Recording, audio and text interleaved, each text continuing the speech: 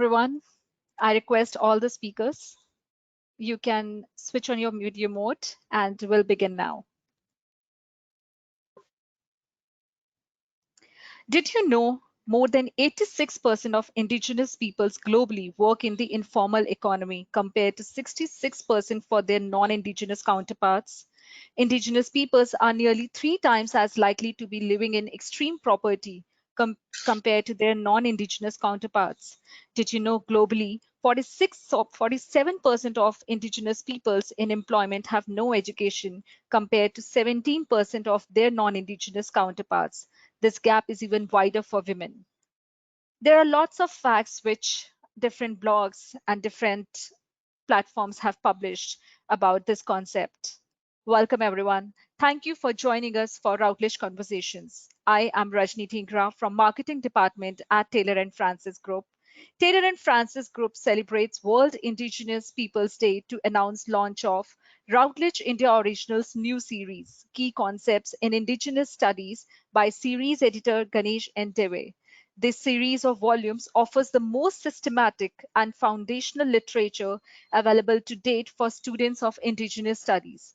It brings together essays by experts from all across the globe on concepts forming the bedrock of the rapidly growing field in 5 focus volumes. We have the panel here who will discuss in detail with you. Just a little housekeeping before we get started. If you have any questions during the session, please type them into the comment or chat box. I will bring them up post the session. If you wish to ask question to any specific speakers, please add name along with question in chat or question panel. This session will be recorded and shared afterwards. Your mics are muted. Our respected speakers, Dr. Shashank Shekhar Sinha, Publishing Director at Taylor & Francis India, Dr. G.N. Deve, Series Editor, and our expert panel includes Dr. N.A. Braster, Associate Professor, School of the Arts and Media, University of New South Wales, Dr. Brendan Nicholas, Acting Director, Center for African Studies, University of Leeds, Dr. Ziamina, Assistant Professor, College of Humanities and Social Sciences at Z University, UAE, and our virtual audience. It gives me immense pleasure. It gives me immense pleasure to extend to you all a very warm welcome on behalf of Taylor & Francis India. I would like now to start the program today by requesting Dr. Shashank Shekhar Sinha, Publishing Director at Taylor & Francis India, to please take the discussion forward with our expert panel. Thank you, Rashni. Once again, I welcome you to this episode of Routledge Conversations, where we are celebrating the International Day of World's Indigenous Population through a 5-volume series called, as Rajni said, Key Concepts in Indigenous Studies. Routledge is a part of Taylor & Francis Group, and as some of you may know, it's one of the world's largest publishers of academic books, journals, and online resources. Globally, we publish around 7,000 plus books every year, and we have journals which is around in the figures around 2650 numbers of journals, basically. The India or the South Asia office was started in 2005, 2006. And it follows the same global publishing program. The books that we commission are distributed globally through the worldwide network of Taylor & Francis offices, and they are made available simultaneously in various digital formats. Over a period of time, which is around this 14-15 years, we published an impressive range of books across subjects, and in both in mainstream areas as well as new and emerging areas. We have been having a very conscious strategy of developing the new and emerging areas. And the books or the series that we are talking about today forms a very special component of our global publishing program. It's special to us in more ways than one. And I'll just talk about the few things that strike me immediately. One is the kind of a societal connect that it has. The second is the relevance. And the third is the uniqueness or the comprehensive nature of this exercise. So when we talk about the societal connect, for a very long time, the indigenous population have been confined to the academic and research projects of the anthropologist, and basically. But thanks to some developments in the last few decades, they have become, people have become more aware globally, have become more aware of the, the plight of the indigenous populations, thanks to the new knowledge formation, thanks to development initiatives, thanks to international advocacy campaigns. People are now more aware of the problems of indigenous population. They can identify with the cause. They can identify more closely with the cause of the indigenous population, and this has had several manifestations. They are now figuring very, very prominently in the discourses on development. You have, separate government departments or government ministries in different countries. There are specific government schemes. Recently on, and in the recent, past, you've also had dedicated universities and departments connected to the study of the indigenous. In India, we call them by different names: Adivasi, Vanvasi, tribes, or scheduled tribes, depending on academic, political, and social positioning. You use those terms, basically. Um, what still strikes me is that, and this is where, I think this is very relevant, is that in spite of all the developments, I don't think we have a systematic set of foundational text which, deal with various aspects of in the existence of the indigenous people cross culturally and in a transnational perspective. So that's one of those. And to add to that, the relevance of the thing, I think the recent pandemic and the uncertainties thrown up by the recent pandemics has also brought the focus back on the indigenous people in general, because, the pandemic has caused a lot of hardships for different kinds of people, but it is the differential experiencing of these hardships which has brought the focus back on the marginalized in various forms and various sectors. Rajni was talking about the informal economy. It has also brought the focus, very sharp focus, on the indigenous people. uh, she was talking about some areas where they have been involved, but thanks to poor, access to healthcare and civic amenities, as also the collective and the traditional lifestyles, it makes them very vulnerable to the outbreak.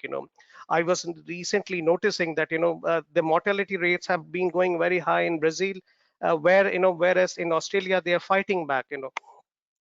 But, this is also something, which brings them back. And the UN has been calling up for specific needs and priorities of the indigenous people in addressing the pandemic, and various groups and advisory have been formed to deal with the problem of the indigenous people uh, during the times of pandemic internationally.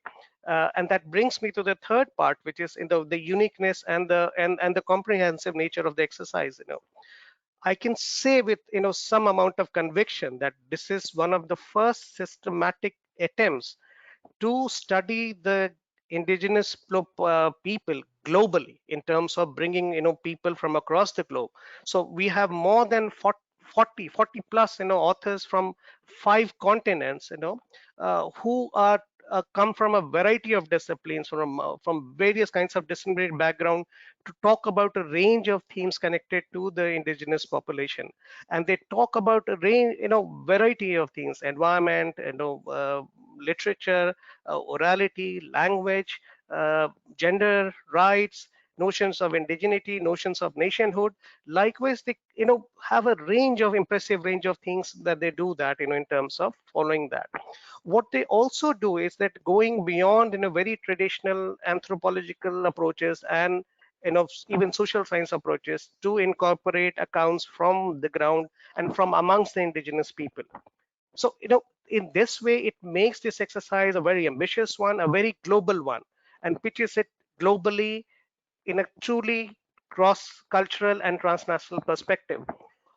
So, we are very, very, as publishers, we are naturally very, very delighted to have this series. And, what better way to have this series than to have it under the leadership of Professor Ganesh Devi, whom we've been working with, uh, in the past many years. In fact, I've been knowing him from the past many years, and we've been working on him with a series of volumes. And there are a lot of descriptions about him.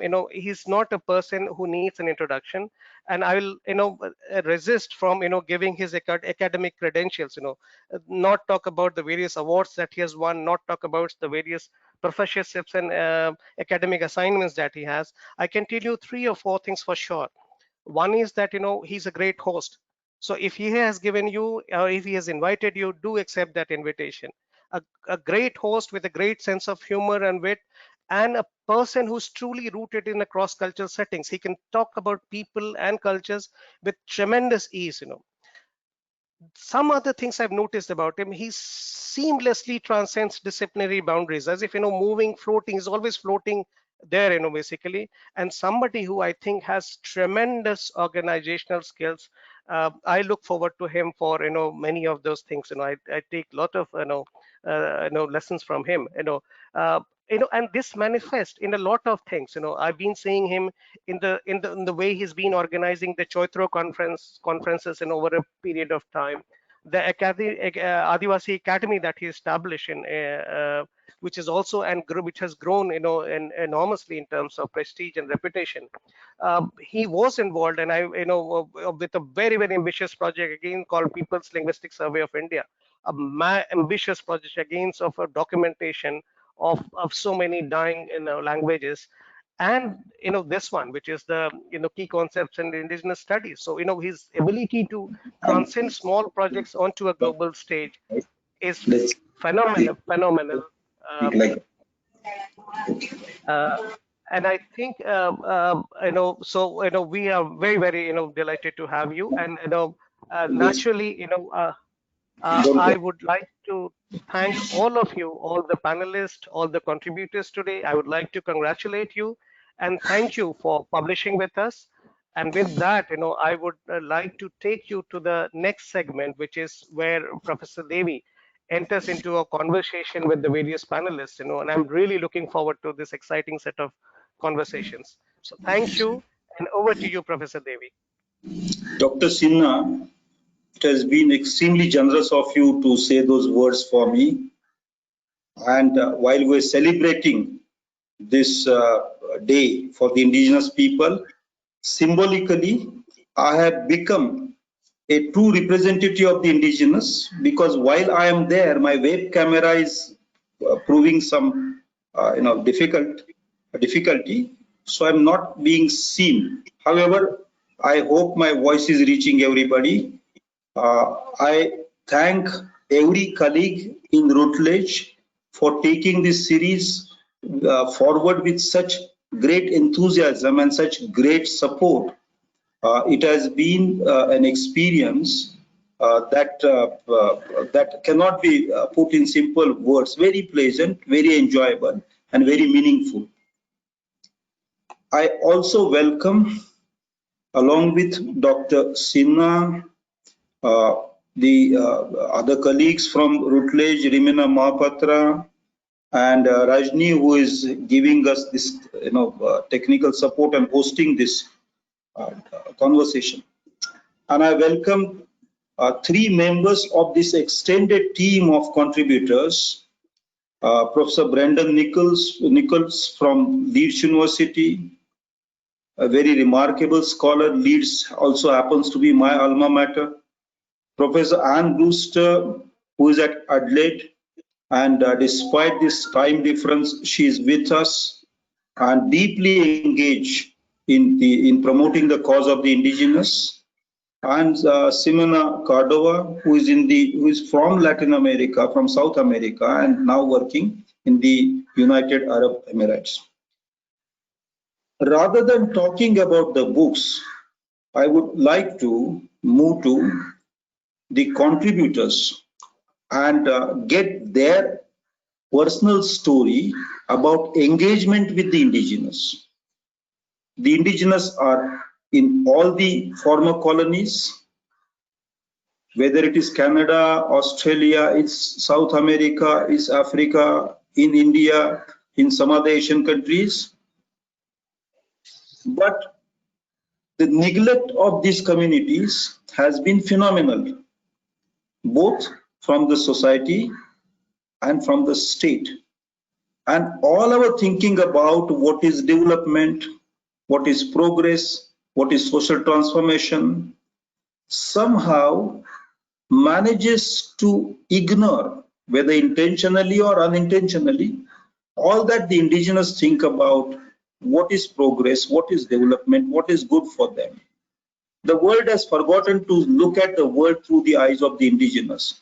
And it is therefore very interesting for us to know how Professor Brendan Nichols got into indigenous studies, what has been his personal story. And after Brendan has finished telling his story, I'll request Anne Brewster to tell her story about her links with the indigenous. So let's move over to Brendan Nichols from Leeds University. Brendan, most welcome. Thank you, Ganesh. My story begins, I guess, at age 8 or 9 when I watched a film called The Gods Must Be Crazy, which features the San in Southern Africa. And I remember screaming with laughter at this comedy as a child. And then I watched it several years later when I was in my 20s doing my PhD, and suddenly realized that everything I thought I had seen was a delusion. And I wasn't looking at something funny, I was looking at something racist. And that made me want to know what the other side of the story was. And for that reason, at Leeds, we started looking at Indigenous studies. We spoke to Maori directors. Barry Barkley was very, very influential. We've had invited shamans from South America, and we've been involved remotely with cultural tourist development initiatives in Southern Africa. And we were very keen and happy participants when you started Chotro conferences. So it's been an ongoing engagement, and I think what I take from Indigenous studies is the interesting and imaginative and unusual ways in which the Indigenous think about themselves and theorize their conditions. And I think we all have something to learn from their perspectives. Thank you. And Anne, your story. Thank you, Ganesh, and thank you everyone for joining us, and it's a great pleasure to be here with this terrific panel.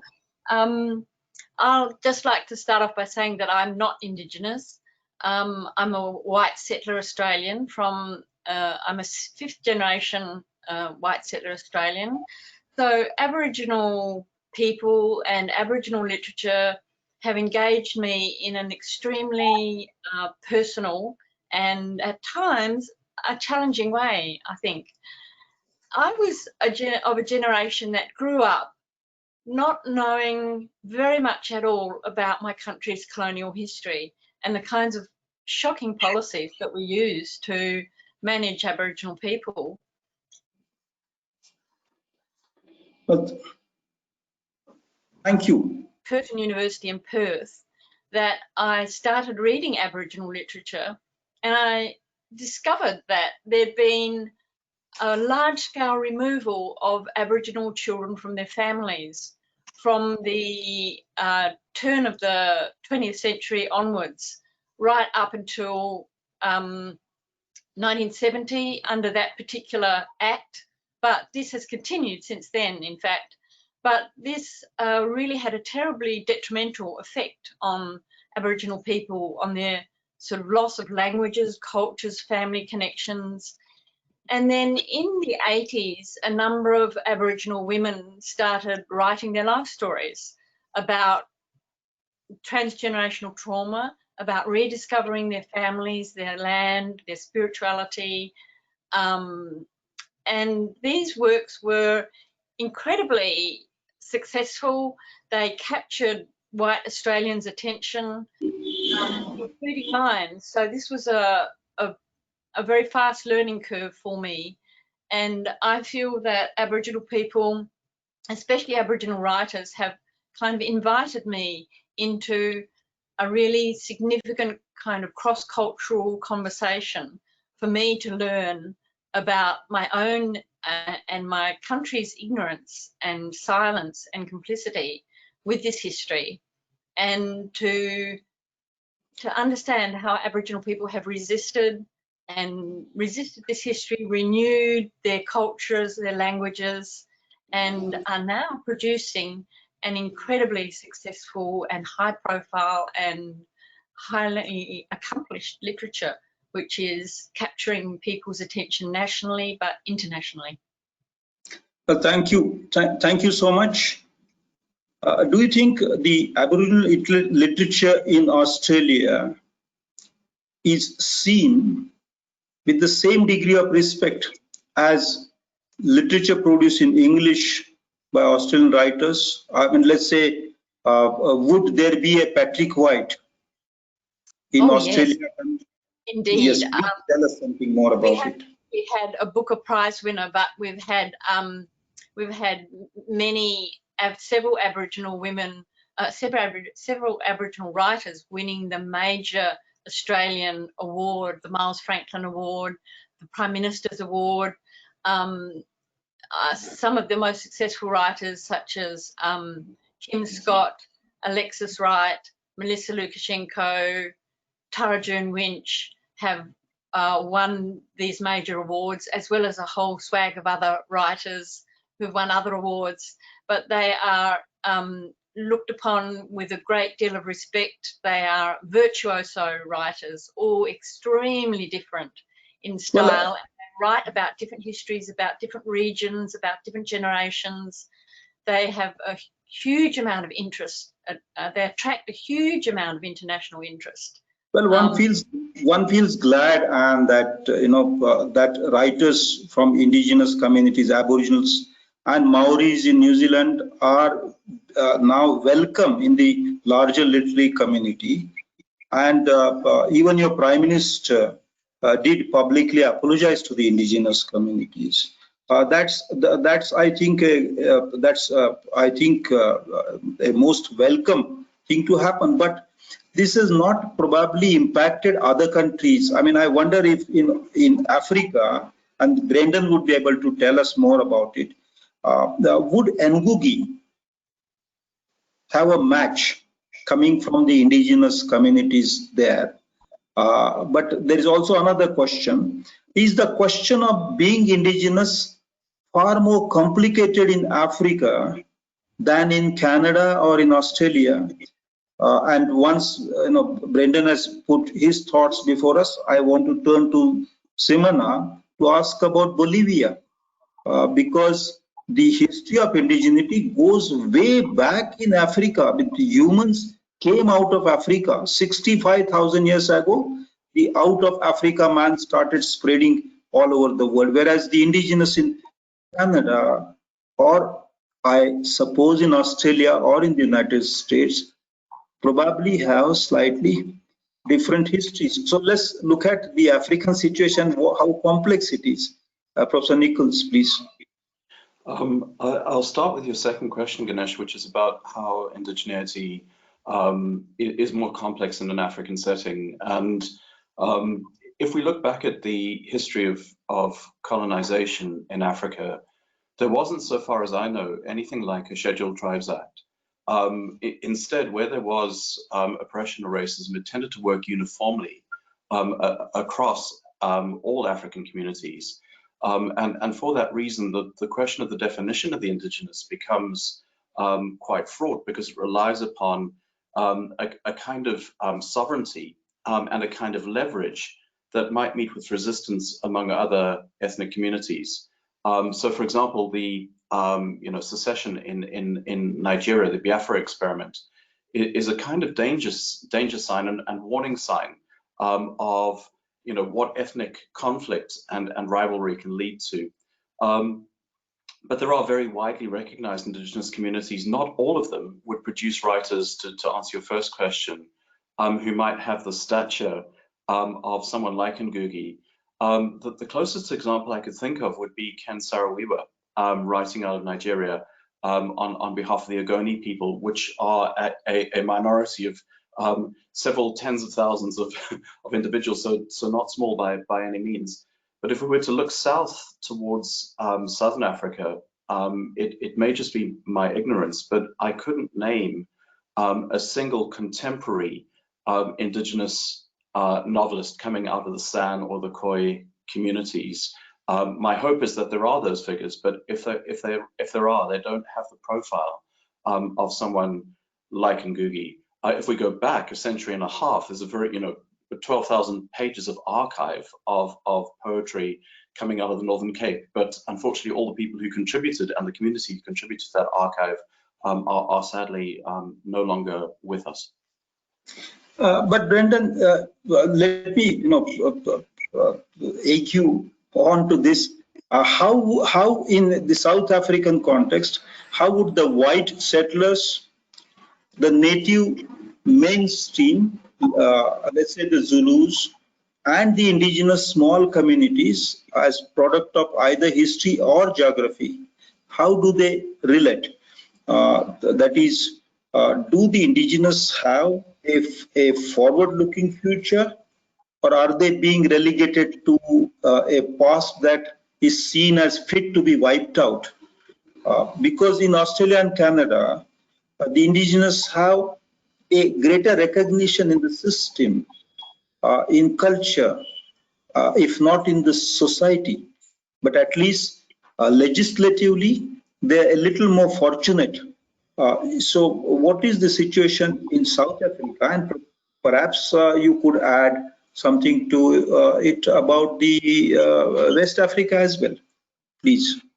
So in South Africa, the picture, or Southern Africa, the picture's fairly mixed. Culturally and in terms of the media and film, Indigenous communities are among the most photographed and imaged in the world, but they're always imaged as being pre-modern, running around in loincloths with bows and arrows. At the level of economics and development and progressive activity, there's great cause for hope. There was a very successful land claim by the Kamani San, where they won back their land from sort of occupation previously. I think the indigenous is seen very much as a kind of marker of political authenticity, and it's even, you have indigenous representatives on the national coat of arms to kind of underwrite that point. But I think there's so much more work to be done, particularly in the area of intellectual property, and in the area of land redistribution, and in the area of health infrastructure, education infrastructure, food, water. So positive steps, but I think there's a very long way to go. I think in West Africa, because the size and stature of, say, for example, the Ogoni community, there is far more political leverage and the scope for far greater potential gains, particularly around ecology and the environment in the Niger Delta. So an uneven picture, but as always with indigenous communities, one always feels like there's so much more progressive work that could be done if there was just the political will. Much more to be done, needs to be done. I mean, it's heart-wrenching, but thank you for explaining this to us. Let's see how this compares with Bolivia or other countries in South America. If Professor Cordova would like to take up this question. I would also like to understand from Professor Sinha, who's a very well-respected, trained anthropologist, how it appears in India today with the denotified tribes and the Adivasis. If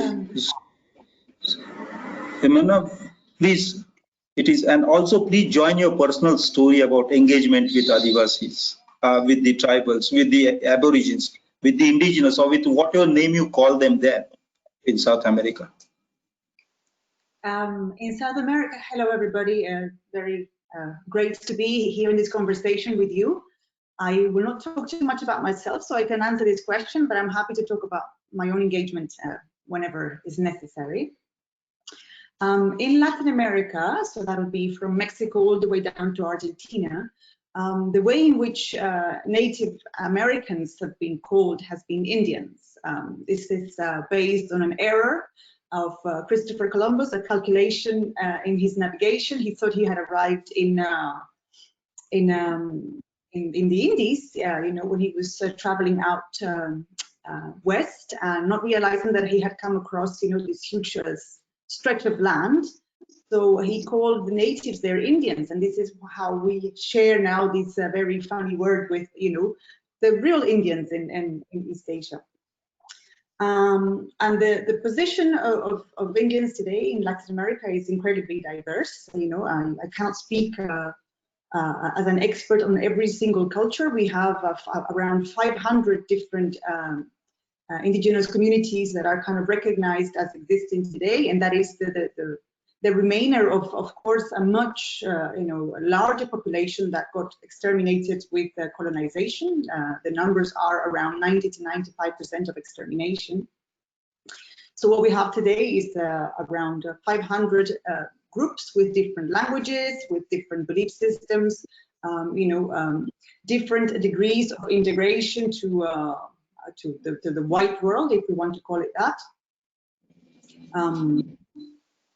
Sorry, the exact question was regarding the diversity, or was regarding religion? No. You see, Professor Cordova, in India, we respect some very important philosophers, Latin American philosophers. They influence our progressive thought in this country. And I wanted to understand if that progressive thought, that revolutionary energy in Latin American countries has actually managed to transform the lives of the indigenous at all. I mean, when you said, when you use the word extermination, 95%, that makes one's heart sink. And when you said that there are close to 500 of these communities, that also makes one think with anxiety. I wanted to understand if the progressive thought in Latin America has made any change in the lives of the indigenous. The state cannot be expected to do much. In Australia, it is done because it was necessary, perhaps. But in Latin American countries, whether a transformation is seen taking place in the lives of the indigenous, so that they have a greater dignity, a greater say, greater autonomy, a greater mobility.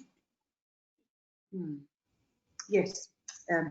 I think, again, it would be a bit difficult to speak in generalizing terms because the experiences and the histories are very diverse. There has definitely been progress. Since the 1990s, we see people, different communities re-articulating, trying to fight for recognition and for specific rights. The history, of course, has been, a mix of adaptations and resistance and rebellions and adaptations, which is why, we still have a few countries in Latin America that have indigenous majorities as part of the population, such as Peru, Bolivia, Guatemala, Mexico. And we have other countries where the indigenous population has reduced so significantly that they've almost become invisible, like Venezuela or Argentina. So there is a lot of variety in terms of where each community is at. There have been in the last 30 years or so very big advances. Notably, I can speak of the cases of the Constitution of Bolivia and Ecuador that have for the first time acknowledged that nation states can be plurinational, the idea of plurinationality. And that has meant that people can now work on a horizon whereby the indigenous people who inhabit these two countries are not systematically isolated, as little islands within the rest of the kind of Western world that surrounds them, but they can participate more actively in decision-making process. They can become political figures, they can become authorities. Their languages are recognized as official languages. So Bolivia now has 36 official languages. Of course, the more widely spoken language is still Spanish, but that means that the state is in a position where they have to make sure that they translate, that they provide education in different languages. Now, it's a story familiar for Indians as well in India, not Indians in the Latin America. Please continue. Sorry, I interrupted you. Please do continue. Okay. But what I was going to say is that, of course, there is always a huge distance between what the law and the legislation says and what happens in reality. So one of the great tragedies in Latin America is that although we, still conceive ourselves as, democratic representation systems, in reality, many of the laws are not implemented, lack of resources, lack of a state that is strong and functional. So it's a real mix. Well, familiar story for, I mean, in India. When did you get engaged with the indigenous? How did, what caught your imagination in particular that you decided to spend, your academic energy, research to do work on the indigenous and with them? Sure. It's definitely a very personal story. My area of research has always been dance and race, this combination, because both are very bodily, personal, but also linked to ideas of representation and subjectivities. And one of the things that drove me to this is my own feeling of maybe orphanhood. I was born in Bolivia to very loving parents, but I spent most of my life abroad. And my own sense of identity has always been this kind of work in progress. Whereas anytime I went back to Bolivia, I had to try and get my head around the kind of starkness and violence of racism there and try to find what is my own position in this regard. My own blood is made up of both indigenous and non-indigenous blood, but the kind of politically charged cultural heritage of my upbringing and the institutions in Bolivia meant that all of my indigenous blood and heritage was systematically denied, as is most common in Bolivia, because it is seen as being contradictory to the kind of universal aspiration of progress and modernity. And by that, I mean the schooling, the institutions that socialize people into the larger networks like religion, like popular culture, as well as my own upbringing at home. So I was brought up as Spanish-speaking, Catholic, Eurocentric, heterosexual female in a country that is mostly indigenous, made up of very diverse communities. As I said, we have 36 indigenous languages recognized today. So that gives you an idea of the kind of heterogeneous, ethnicities that inhabit the country and how there is a huge contradiction in bringing up the majority of us, as very kind of Eurocentric. Well, Eurocentric. Thank you. Thank you for sharing this. I would like to ask Dr. Sinha. He's a trained anthropologist, very hugely respected anthropologist. Shashank, are many of us who are working with the indigenous or are from the indigenous communities and working in academic tracks often feel that anthropology has been a bit of an enemy of the indigenous studies. That is, while anthropology looks at them, the indigenous studies looks at the world through the eyes of the indigenous communities. What would be your take? I know that in anthropology there has been now a new school which has been questioning the skeletons in the cupboard of anthropology. There's also a very famous book with that title. What is your take on that? Because what we try to do in these 5 volumes is to bring together 44 superbly engaged and knowledgeable persons and to write about things from the perspective of the indigenous and not about the indigenous. And my colleague who is no more, and I miss him quite a lot, Professor Jeffrey Davis, with whom you have published our joint books in the past, 4 of them. He managed to get contributors, I managed to get some, and we had contributors from all continents. So do you think, Professor Shashank, that this series could be a step forward or a definitive step in putting anthropology on its, turning anthropology on its head? Shashank, please. Thank you. Thank you, Professor Devi. I work at the intersections of history and anthropology. History was where I was trained into, and anthropology was where I got into by way of my research, And, there were 2 projects that I have been working on, one was gender and tribe, which was where I went into the first book, and then I went into, and then I'll come back to your questions, and then I went into this whole idea about witch hunting among the Adivasis, So my core, area, research area was Jharkhand, which is now seen as a tribal state, tribal state, because, and so that, you have, the idea is that, when you see something as tribal state, you have more packages there, the people like to call themselves Adivasis. Now, one of the problems that I've seen with, the anthropological models was that, they tend to be very static over the period of time, basically. So there are, studies over a period of time.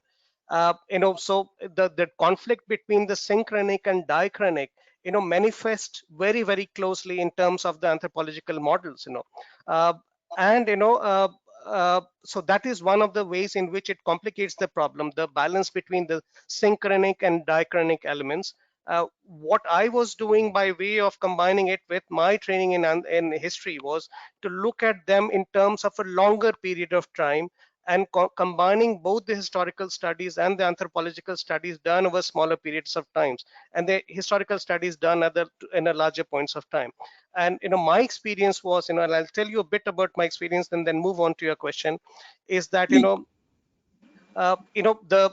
whole idea about the colonial land and forest legislations, leads to a major displacement, in terms of, so people are displaced, from both the distance from land, both the land and the forest, and they start migrating to plantations or the jute mines coming up in the neighboring regions. So there is a kind of an out migration going on. And then there are, these, because these regions are very, very, mineral rich regions, it's called the Ruhr of India. So parallelly, there is a parallel development where lots of industries or mines are being set up in this old region. So while people are moving out, other people are coming in it in the form of looking for job prospects. So there is a very strange kind of migration dynamics into place, whereby people who are native to the land are moving out, because first they are thrown out of their lands, and then they are thrown out of, they were never got engaged in the skilled occupations, and then they are thrown out of the even the semi-skilled laborers, and the lands are being taken away. So there is a very strange dynamics being set into place, whereby they are in a land which is known as the Ruhr of India, very, very hugely mineral rich land, but they have to derive sustenance from migrating to plantations or the construction sites, or to this, basically. And in the post-colonial period, what you see is that there are lots of development projects and multi-purpose projects, dams, mines, and industries are being launched in the region. Again, there is this dynamic continues that for the managers and all, people have been coming from outside. These people are losing their land and moving out. And one of the things I found in my idea about witch hunting, which I study over a period of almost 175 years, I used to think that with the coming of modernism, with the coming of development, these things would they would diminish, or they would be a reduction. But my own thing is, development has exacerbated tensions in the Adivasi regions, and when I talk about that, I talk about the entire central Indian belt. They have exacerbated the differences in the regions, and my own observations and my own research indicates that there has been a hike in the cases of witch hunting in the region. And now we have around six Indian states which have specific witch hunting legislations and some broader legislations. Thank you. And I think the series that you were doing basically is what it enriches is just not brings the on-ground experiences, but brings various voices from across disciplines. That is where the multiplicity and the dynamics of the project comes in. Thank But you. there's, thank you. There's also something more that I'll say in a minute. But before that, if when we look at the experience of the indigenous in Latin America, in the Indian subcontinent or Asia, and in Africa, the status of the indigenous is dismal. I wanted to ask Anne if and Shashank mentioned the rights, and so did Simona and Brendan. Are the rights of the indigenous being protected? The cultural rights, the language rights, the citizenship rights, the territorial rights. gender rights, and the rights of the inheritance, the heritage, rights of claiming the heritage the way they want to claim. Because you have progressive legislation, and particularly in New Zealand, as in Australia, perhaps. So, what is your take on this? Are rights protected? I mean, there is the UNESCO saying that let there be one day of the year celebrated in the name of the indigenous. But is that a lip service that the world wants to pay, or somewhere something stands up as a ray of hope for us? That's a huge question, Professor Devi. I'm not really sure that I can do it justice, not being a legal studies scholar or a historian, but there have been Aboriginal people who've been joining in the Black Lives Matter demonstrations and marches recently in Australia. And one of their main concerns have been the very high deaths in custody at the moment. Well, not at the moment, for the last 200 plus years. So this is a matter that is of great concern to Aboriginal people and to many non-Aboriginal Australians. I think that unfortunately, recent governments have not been able to participate in a very meaningful discussion with Aboriginal people. A couple of years ago, you may have heard about a wonderful document called the Statement from the Heart, which was produced and with a huge participation of many Aboriginal people who spent a year or more tasked with setting up producing this document, which the then government, which was headed by the Liberal Prime Minister Malcolm Turnbull, just basically ignored. So there's been a huge amount of frustration. I think recently, I'm just pulling out recent examples here out of the air. There was a discussion about the age at which children could be put into incarceration in Australia, and you may be surprised to know that the minimum age is 10 years old. So there was a discussion in Parliament about amending this age to bring it up to 14, and it failed. So they're just some examples of recent political activism which has been, there was a deaths in custody Royal Commission about 20 years ago, which made, I don't know, I think it was like 90 or 100 recommendations, and most of these have just been ignored. So there's a lot of frustration. I think we haven't had a very a government really willing to engage with the issue of Aboriginal dispossession, disadvantage.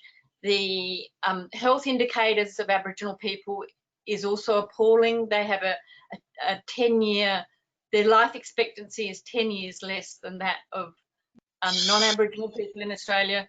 So they really are a very disadvantaged community. They have very high rates of infant mortality, infant diseases, preventable diseases, entirely preventable diseases.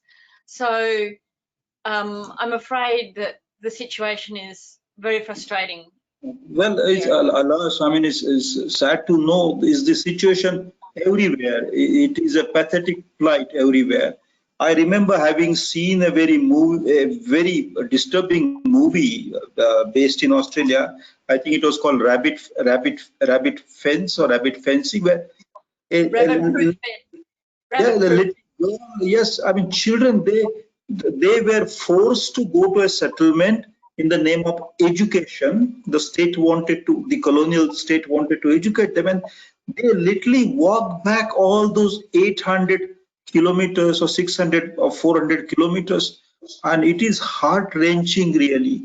And that has been the condition of the Adivasis, tribals, Maoris, Aborigines, Indians, in whatever name you call them, or denotified communities. I think it's a great thing that all of us came together in writing these volumes. By the way, and the report you refer to, we covered that in 3 of the volumes. And despite the report, the results have not been great. Similar, just as in India, I had taken Professor Jeffrey Davis with me to the Prime Minister's office to speak about the denotified tribes. A commission was established, and nothing came out of that DNT commission at all. They're still being looked at as thugs, which is a myth floated in the 19th century by a colonial officer. I want to ask all 3 of you, if our coming together like this in producing these volumes, and earlier in the Chotro conferences, our coming together to share our perception, our observations, our anxieties, if we should continue that, enlarge the community of people like us, and try and raise a voice internationally, because somewhere this voice needs to be raised. The indigenous are in small numbers within their community everywhere. I mean, they're large, they're nearly 360 million globally, but at every place they're a small minority. Everywhere they're a minority in a larger, indifferent, ignorant majority. Apartheid also, somewhere a beginning was made, and then the voice became louder, and some kind of justice at the end of it appeared. I'll begin with, perhaps this is a question for all 3 of you. But Brendan, what do you think of our coming together and continuing this endeavor involving the Routledge publishers? But scholars from, and as Shashank said, Dr. Sinha said, this is a multidisciplinary venture. And so involving many disciplines, not just literature and performance studies and cultural studies and post-colonial studies, but even some of these science subjects, because the resource exploitation needs some help from people who understand the mineral wealth, forestry, economics, and so on. So, Brendan, to my question, what is your assessment of the need to come together and strengthen this movement globally? I think that the need is greater than ever, and I think the advantage of bringing together global academics, but also global indigenous communities, is that they have the ability then to share their methodologies of resistance, to share how they've institutionalized, economic progress, to share their worldview, and to achieve a kind of critical mass in their combined interests. And I think the risk of doing indigenous work, at least until this moment, is that it has seemed perhaps regional in its focus, and I think the more it's global in its focus, possibly the more could be achieved. And if we go back, 150 years, why are the Southern African Bushmen called Bushmen? Because the Dutch go to Malaysia, there they see the orangutan, the old man of the bush, and then come to Africa and apply that name to a community that bears no relationship other than a kind of colonized relationship. And then who does the first of the or commissions an archive of so-called Bushman or San cultural production? It's someone who's come from New Zealand, George Gray, who's worked with the Maori. So, going back in history to colonial history, these communities are very interlinked just through colonial networks. And I think that perhaps in our present moment, to do something progressive with global alliances and dialogues would be of inestimable use. So global dialogues And how does Professor Cordova look at the need for these global dialogues? Yeah, I would agree with Brandon completely that this is necessary more than ever. I think, you know, the pandemic has really kind of highlighted some areas that I think maybe, you know, the academia had maybe overlooked, or at least in the social sciences, you know, such as health inequalities. So I think, you know, a number of things are coming from that. I mean, there is the idea that, of course, you know, these groups that we've considered to be invisible for so long are there, and they're dying in much higher rates than everybody else, you know, in the States, but also in you know, in all of the countries, and the fact that, you know, I think this is also showing that the traditional powers, you know, kind of the military weaponry, these kind of, you know, big, almighty, all-powerful things that have been part of power structures for so long, are not proving to be able to cure it or to be able to get rid of it. You know, it means that this is a moment for human imagination and for human gathering to try and find solutions. So I think, you know, this is happening with the kind of anti-racist awakening, you know, that was sparked in the US by the killing of George Floyd, and how many people, you know, realize that this is a very common ground, you know, different bodies of people, different soils, but it's the same problem. And I think if we are able to use these catastrophes, this big things happening, you know, as areas of gathering, there is a way forward, because the achievements, although sometimes they look significant, they are still fragile. You know, and I'm speaking from the experience of Bolivia, where we just lost, you know, the most progressive government in the history of the continent, you know, to a police rebellion, you know, a local police rebellion. So yeah, I think the awareness that the challenges are still very much present, and that the achievements are not necessarily as strong as we would like them to be. I think this is a good awareness to have at the back of our minds.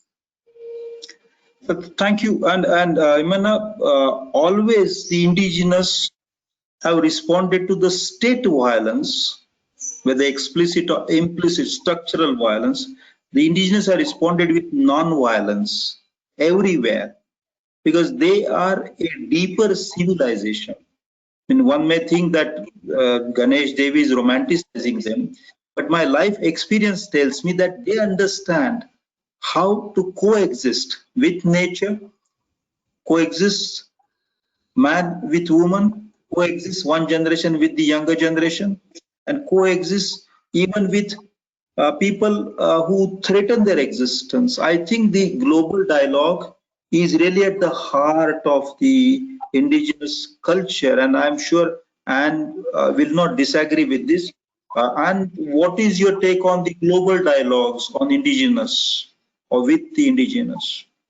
Well, I think in the indigenous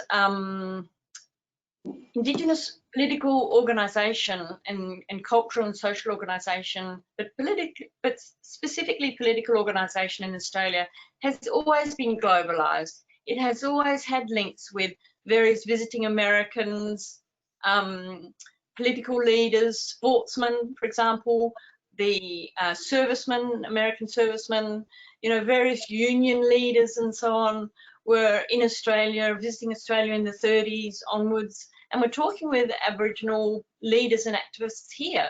And so the way that Indigenous people have developed their political identities, their political movements, their collective identities has always been in association with and in dialogue with other globalised people, oppressed peoples who have had a similar struggle against colonisation or other kinds of racialised oppression. And I would like to say that I'm a non-Aboriginal person, and it's I would say that in the control of these kinds of conversations in Australia is completely in the hands of Indigenous people. They determine their future, they determine their forms of sovereignty, they determine the terms of these kinds of debates and the ways in which they collaborate with people overseas. I know there are many networks that have existed since the beginning. In fact, Aboriginal people had networks with the Macassans and the Indonesians long before the British came to their shores. So they've always been a very cosmopolitan people. So but the terms of this debate are completely set and brokered by Aboriginal people. So as a non-Aboriginal person, I'm very, I'd like to just make that quite clear. Yeah. Well, that's well taken. I mean, your modesty, your humility makes you. I believe that one is born Aboriginal, but one also becomes one by acquiring those qualities. And your humility, your modesty makes you one. From today on, Anne Brewster is an Aboriginal in my eyes. Thank Well, you. I don't know that I would agree with that, Ganesh. I think I see myself as an affiliate and of Aboriginal people and a supporter, but I wouldn't really want to claim indigeneity. I think that's a difficult thing for people who have had so many things stolen from them, their land, their languages, their culture, their children. Yeah, it's fairly Yes. delicate issue. In India, we have a stolen generation of women, the stolen women, and these are all the tribal, the Adivasi women. There's a very big movement going on, international movement about this. But I'll say at this stage that we all came together, we from 5 continents, 44 of us came together to produce these 5 volumes. Let us come together, continue the Chotro conference tradition and these volumes.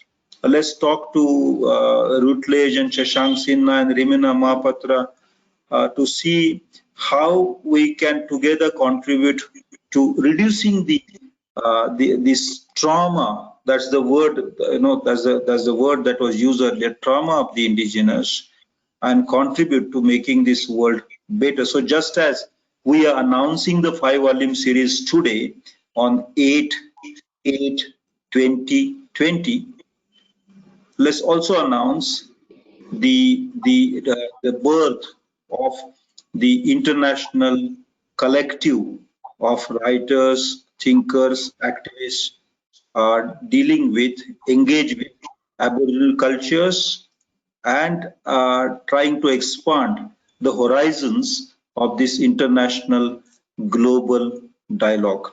Perhaps if we remain active, things may change. But if we remain active, we do not know if they change or not. However, if we remain inactive, it would be very difficult for one's conscience to forgive oneself for the inaction. So I want to thank all the 3 eminent professors from 3 different continents, and on behalf of the entire indigenous collective of these writers, I want to thank Dr. Sinha and Routledge for taking forward the series and bringing out the 5 volumes in such a short time, beginning with volume 1, which appeared in July, and another volume 2 appearing in September. So over to Dr. Shashank Sinha. Thank you, Professor Devi, and thank you all other panelists. I must say that I was just a accidental guest, accidental speaker. But what I would like to say that what this is the dynamism of this event, which is one that it was a global exercise involving people from 5 continents, 47 contributors as scholars that are from 5 continents, writing about 10 themes. So that establishes that. And this dialogue or this event that we had created, this webinar, whatever we call it, threw up issues which emanated or somewhere were rooted in the volumes, but they went much beyond that. They went much beyond that to discuss several experiences associated with this thing. So much beyond what was discussed in the volume. So it's a very useful addition to this thing. And then there is a third layer, which is a talk about the forming of international collective. So this is a big layered bonus for us. And with that, I think I would like to thank you once again. And then I think I would like to invite my colleague Ramina Mohapatra. She's a publishing manager at Routledge, to formally propose the vote of thanks. Ramina, over to you.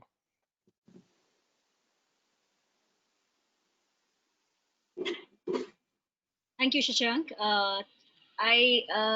To begin with, I just wanted to take a minute just to say that all these conversations tell us that speaking about the indigenous is not easy.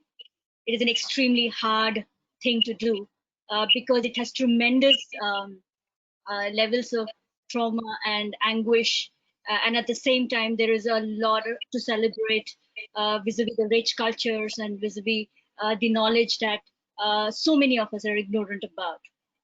So I really feel that this conversation, has, allowed us to talk about some of those things, and marking the formal launch of the new series. Just to take a minute, these are 5 volumes, transnational, cross-cultural volumes. As everybody has already mentioned, they bring together contributors who worked on the ground with their stories, with their experiences, with their long years of work into 5 volumes and 10 themes: environment and belief systems, gender, rights, indigeneity, nation, orality, language, performance, and knowledge. It really is an exciting time for us to be able to give some kind of voice, through these books. And this is not, this is not the end, as we already saw. This is the beginning of a collective of conversations, of dialogues, to see both diversity and connections across continents. We have talked about that, and just to really focus on the voice of the indigenous. I'll just end with saying that thank you, everyone. Thank you, Anne. Thank you, Brendan. Thank you, Menon. Thank you, Professor Devi. It has been an absolute pleasure to see you today, from different continents, different time zones. Thank you, Rajni, for organizing this, and the entire team. Thank you, Shashank. Just parting notes. I was reminded of a poem that I had read. Professor Devi has used the word heart-wrenching a number of times during our conversations, and it is true. That really is the main word that comes to you when you think of the trauma that people have gone through, the indigenous people have gone through. And there's this young Adivasi woman, Jacinta Karkete, a very young person who had a very traumatic life with her, mother being beaten up and various kinds of things. And she writes a book of poems called Embers. I mean, the in Sadri language it's called Ongor, and so Ongor is embers.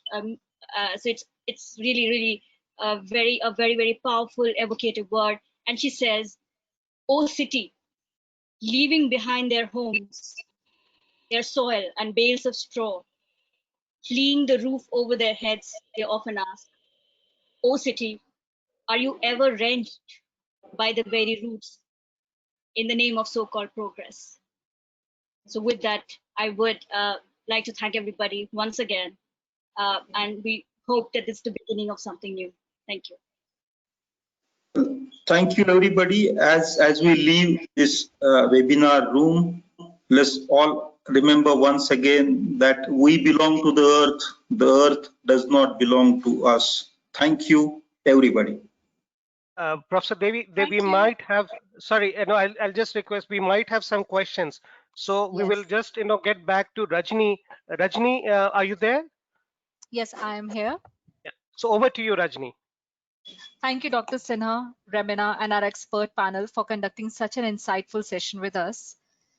Now, before we wrap up the session here, we have few questions to address, and it is a common. These are the common questions, not addressed to any specific speaker, and I request you all to pick up the question or to assign it to the other panel.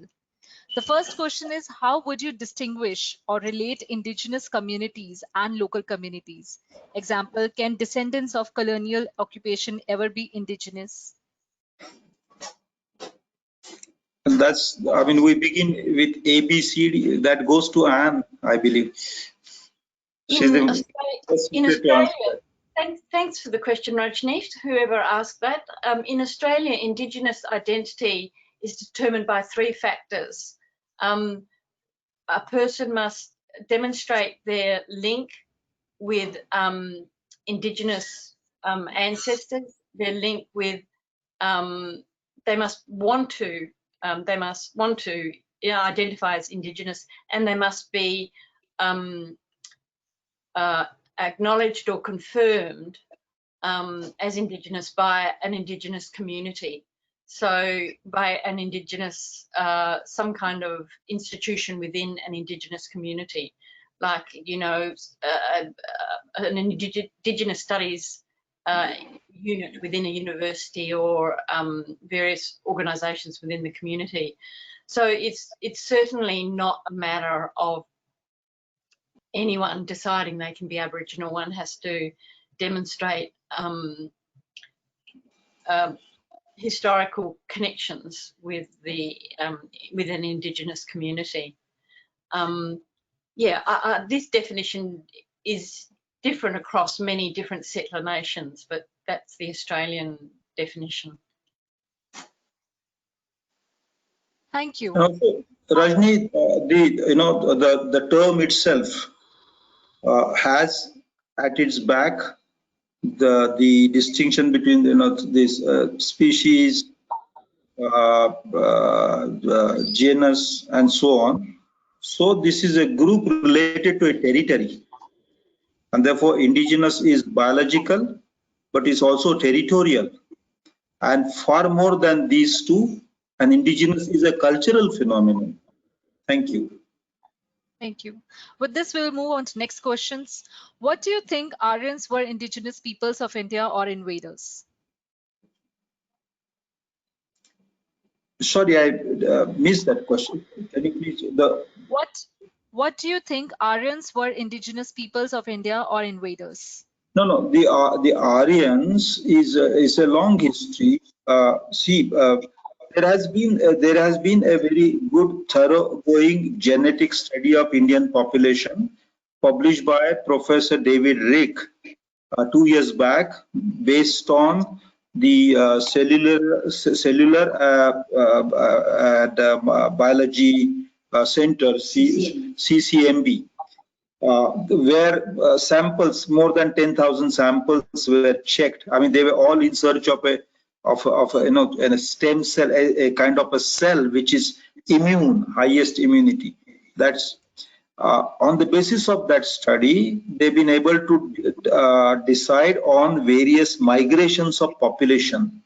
So the earliest population in India is of what genetics calls the modern man. That is the modern Homo sapien, not modern man as in the 20th century or 21st century. The modern Homo sapien, people like us. They moved out of Africa and landed in India sometime 60,000 years before our time.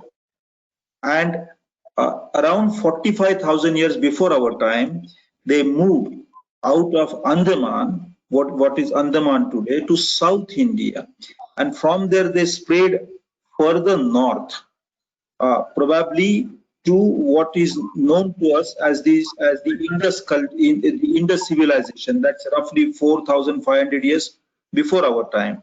We went right up to way beyond where the Indus civilization existed.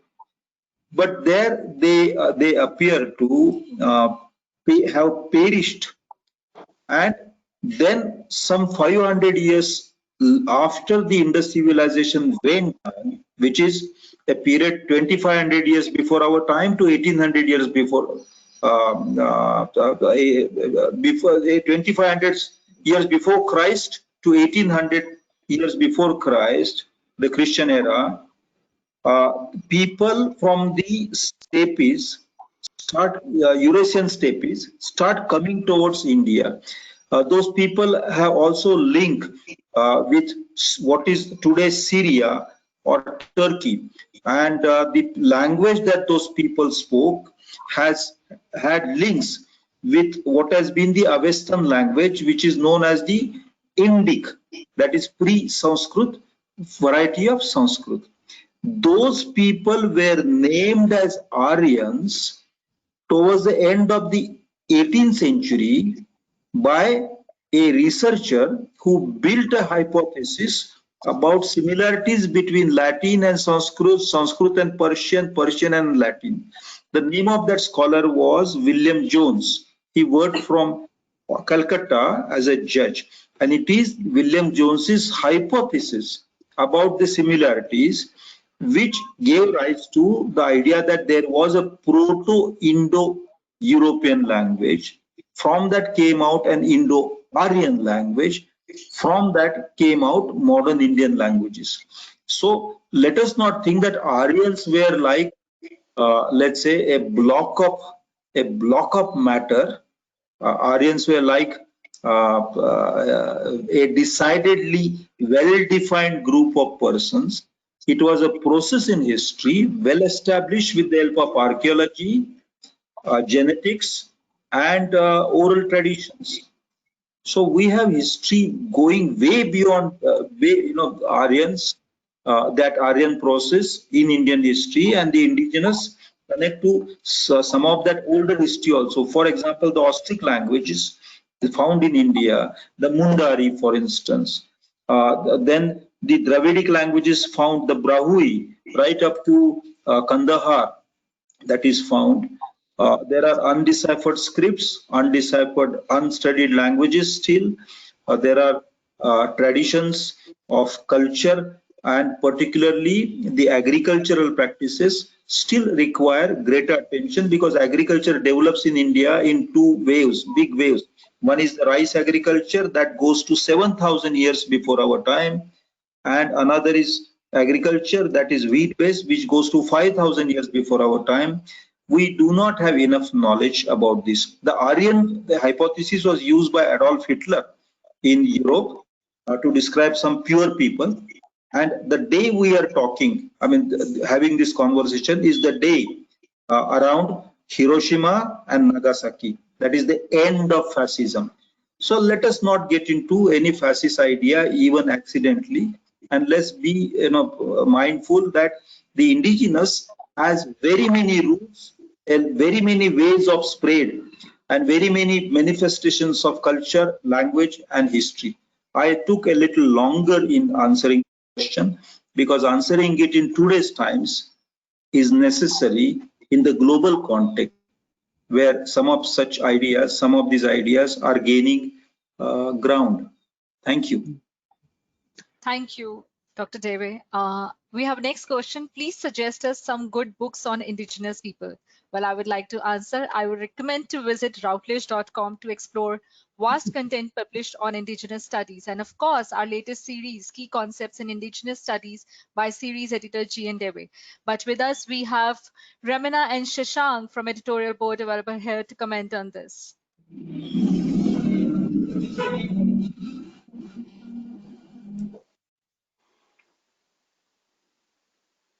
I'd leave that questions to, not make, very publisher specific, but all publishers have their own, very good readings and set of readings on that, and I'll leave it to experts rather than, just we have a good category of books on, or a good cluster of books on indigenous studies, but I would like, I'm understanding that, this question is more from the point of view of a introductory level study. So I'd leave it to experts, to think about that, though while reinforcing that, this is one of those very good ways of getting into the indigenous studies, where you have this in the form of these 5 volumes, a kind of a foundation, some foundational text to talk about various aspects of indigenous existence, and from a variety of perspectives, cross-cultural and transnational.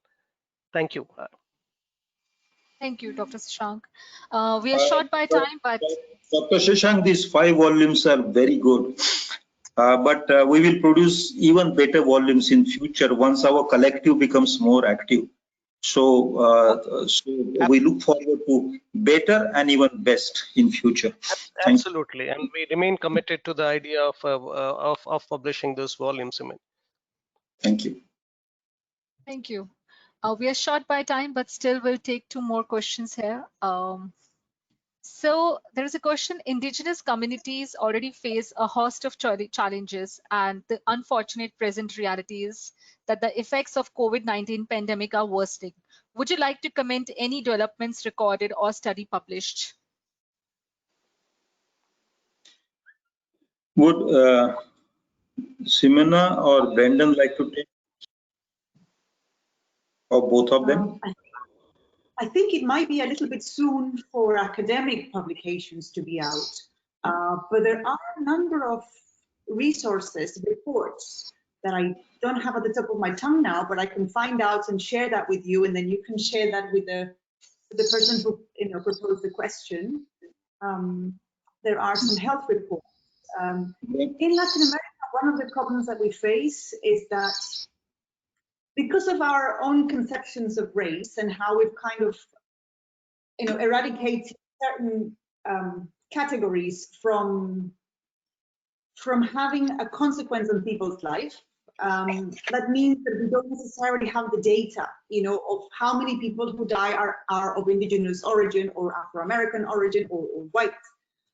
Whereas I think in other regions, in Australia, in New Zealand, in Canada, and the States, these numbers exist because they've been much more focused on, keeping the ethnicity separate. So that would also be something to add to that maybe certain countries are producing more of this information than others. And Brandon? I think it's probably too soon to have firm data. I noticed recently Africa's hit 1 million cases, and I know anecdotally from South Africa that it is spreading through the community. I think with lockdown, you've had impeded access to public space, let alone kind of indigenous communities. And I think it's going to be some time before we know the full effects. But I think it's worth watching for when that data comes out. One of the effects that I noticed is not related to the body, but the placement of the body, and that is schools and universities and colleges are using only online education now. And in India, there is a huge digital divide which keeps the indigenous, most of them, away from any reasonable access to education and knowledge. And I think that situation is created by the coronavirus epidemic. And as a result of that, millions of children from the indigenous communities are going to suffer academically, therefore socially, and therefore economically, leading to aggravation of food sufficiency challenge and poverty. Thank you. Professor Devi, I had something to add. Please. If I may. Please. Yes, please. Most welcome. I just want to pick up Jamina's point about non-academic studies of the pandemic, but I wanted to raise the issue of literary responses to catastrophe.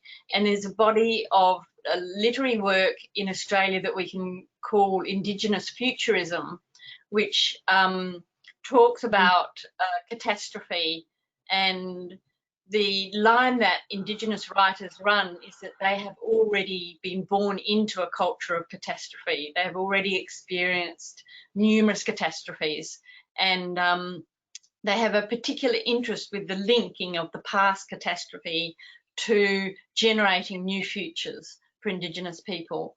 And there are a number of writers producing in this area, and there's a woman whose name is Claire Coleman, Coleman, and she's published 2 books recently, Terra Nullius and That Old Lie, and they're both books that explore the response to catastrophe. Yeah. Thank you, Thank Dr. you. N. There is one more impact on the indigenous of this last few months. The way in which Remina worked on these volumes and speeded up the production is phenomenal. These volumes came out during the Corona times, so probably it's a good outcome. The Corona times are bad, but that the volumes are coming out, which will be useful for the indigenous and those have affinity towards them. That also belongs to the Corona time. Just as during the Second World War, people like Camus and Orwell and Hemingway were writing, and for literature students, that's a great production, even if war was going on. Thank you. Thank you, Dr. Deve. You have sum up it well. With this, we are short of time here, but great. Thank you, everyone. We appreciate you being here, and we hope to meet you again. Thank you. Thank you. Lovely. Have a good day. Good evening. Bye-bye. Thank you, everybody. Please take care, all of you. Please take care. Thank you, everyone.